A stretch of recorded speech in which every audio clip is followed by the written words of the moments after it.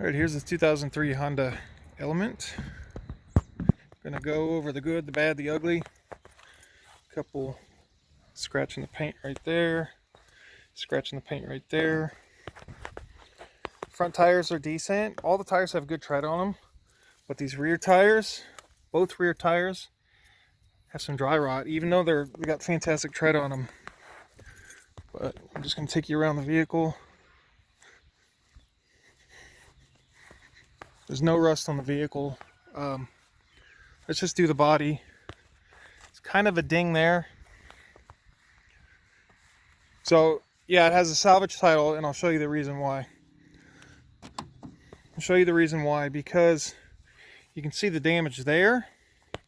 That headlight and this got crunched, but it hasn't done anything to the frame. So this is an aftermarket fender. And this headlight doesn't match the original headlight, but it doesn't pull or anything like that.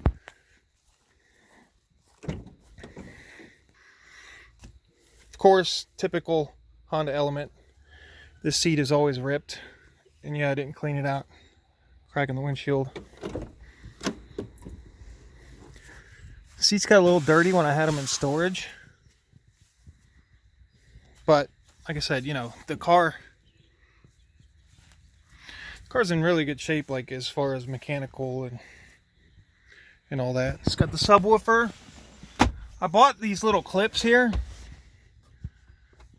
off Amazon, but they didn't stay, so that always just kind of vibrates out. But it's got the subwoofer. It sounds pretty good for a factory option. Of course, the little plastic tab broke off. I have it, but there's a couple cents in there for you. K24 A4, fantastic engine. So I've replaced the intake gasket. I think I put the starter on this one. I can't remember, but I did put a new valve cover gasket on it and new VTEC solenoid back there.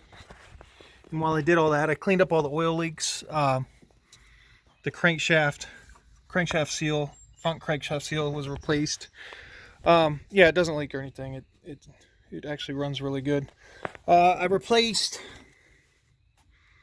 this fan here. So there's like the original. So this condenser fan burned up. A nice green coolant, even though you're supposed to use the Honda blue, but cooling system, everything's good. I just replaced the air filter a little bit ago. Fresh oil change. I've got all that documented. Oh yeah. I wanted to show. Okay, so this is aftermarket fender from the. Why they salvaged it, I have no idea. It probably cost more money to fix this than it was worth. But you can see like the frame rail is fine. So the core support did get a little bent up, and it looks like they kind of hammered it back out where it just hit right here. But it's really, you know, it's just cosmetic, you know. So like here's the factory, and then I guess this got, I think something fell on it, the previous owner said, so it just crunched this, you know. And like I said, you can see where it hit the hood right there. Coming around the back side, it is dirty, the pollen, everything. So I've got a lot of crap in here, but the seats fold up. You can make a full bed, keep a mattress in here. If you don't know about Honda Elements, they are absolutely fantastic for storage. One of the most useful utilitarian vehicles ever. The reason why I'm selling it is because A, I want a manual transmission, 4-wheel drive, and B, I either have to replace the 2 rear tires and all 4 struts, which, you know, I found the struts for, it's got new rotors in the back, and I replaced the upper control arms in the back. I just figure for what it's done for me, it's time to move on. You can hear them squeak. It's not bad. Hear it squeaking, and you can see like the boot. Yeah, it definitely needs all 4 struts. So I found them as cheap as $173 for all 4 on Amazon. I'm just on the fence on whether or not I'm gonna fix it up, keep it, and clean it, or whether it's time to go on. But it's a solid car. So one more thing is the key. The key on the Honda. Come on. All right, there's 199,000 miles. So I don't know why Hondas do this, but car's running, and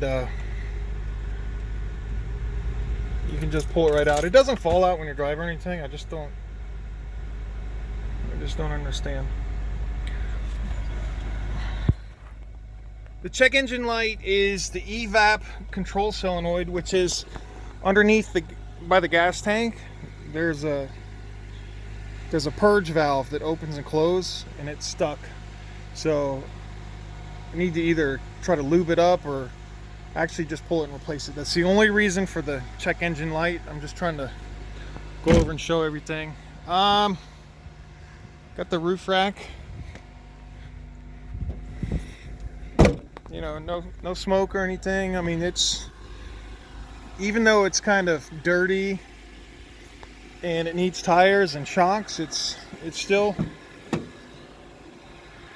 and yes, it is dirty. It is still in actually really good shape.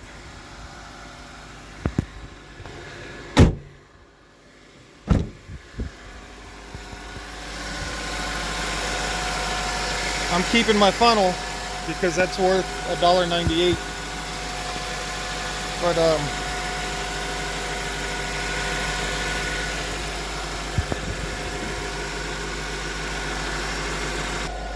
you can kind of see where it was damaged. I think it was a tree that just clipped it, if I recall. It's been a while since I talked to the previous owner. But show you one more little ding and dent right there. It's not bad, but if we get up under this thing,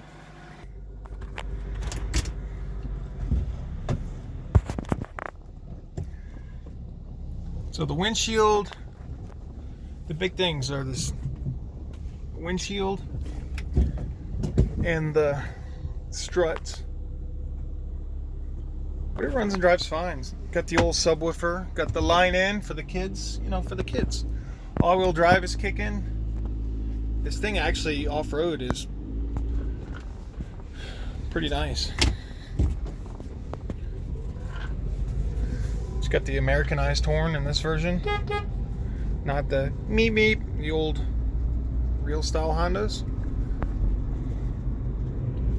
Runs and drives fine. It's just you can hear the suspension just squeaking, and it'll drive you nuts because all the struts need to be replaced.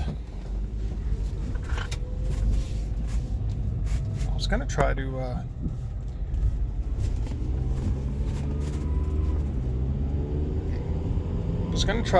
get this up where you can see the underneath and show how there's no rust underneath.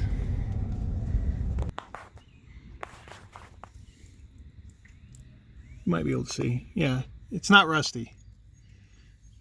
It's definitely not rusty. It's in really good shape underneath. Which, I'm from Alabama, I never had to deal with that stuff. But moving to Tennessee and vehicles coming from Virginia, you really got to pay attention to that. But yeah, there's no rust on it. There might be some on that bumper, on the actual bumper back here. There is no.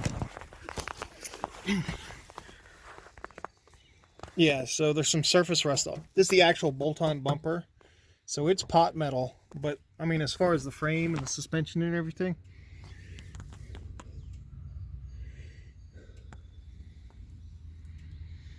could probably use rear axle seals.